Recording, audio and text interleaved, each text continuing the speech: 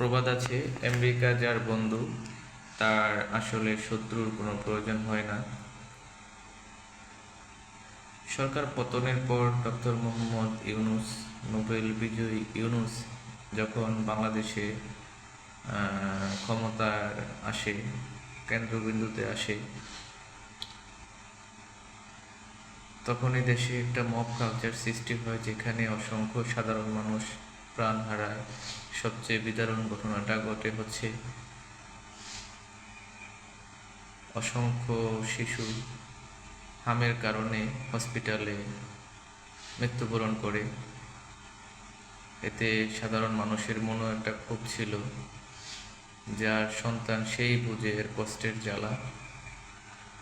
ইউনূস ক্ষমতা থেকে বিতাড়িত হলো, তারপর আসলো বিএনপি দল গঠন করলো।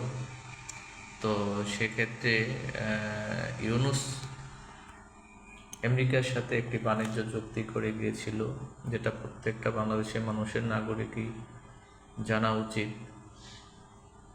কারণ এ দেশের ভবিষ্যৎ প্রজন্ম আপনাদের হাত ধরেই গঠন হবে। যদি বাংলাদেশ সরকার কোনো একটু ভুল করে, সেই ভুলের সাফার আপনার ছেলে সন্তান, আমার ছেলে সন্তান, আমরা আপনারা সবাই ভোগ করব।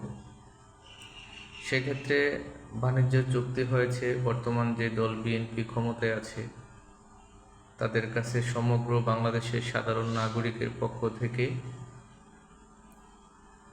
আমাদের একটাই দাবি, একটাই আর্জি, যে প্রকাশ্যে সেই চুক্তিগুলো নিয়ে আলোচনা করুন এবং আমাদের আশ্বস্ত করুন বা আমাদের সাথে ডিসকাস করুন যে এখানে সুবিধাবাদী আসলে কে, আমেরিকা না বাংলাদেশ।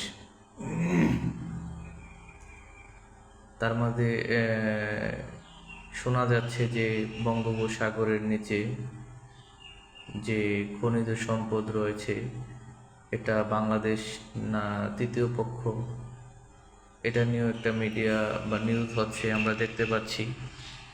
এই বিষয়গুলো আমাদের ক্লিয়ার করতে হবে। সাধারণ মানুষের মাঝে যে একটা দ্বিধাদ্বন্দ্ব আছে, এগুলো নিয়ে প্রকাশ্যে বাংলাদেশ সরকারের একটা ব্রিফিং দিতে হবে। সালাউদ্দিন ভাইকেও আমি রিকোয়েস্ট করব, আপনি তো সব বিষয়ই পণ্ডিত বা অনেক জ্ঞানী মানুষ, আপনি এই বিষয়গুলো জনসম্মুখে ক্লিয়ার করবেন যে এখানে আসলে বাস্তবিক অর্থে সুবিধাবাদী কে, বাংলাদেশ না তৃতীয় কোনো পক্ষ। সেন্ট মার্টিন যে ইস্যু আছে, এগুলোও ক্লিয়ার করবেন।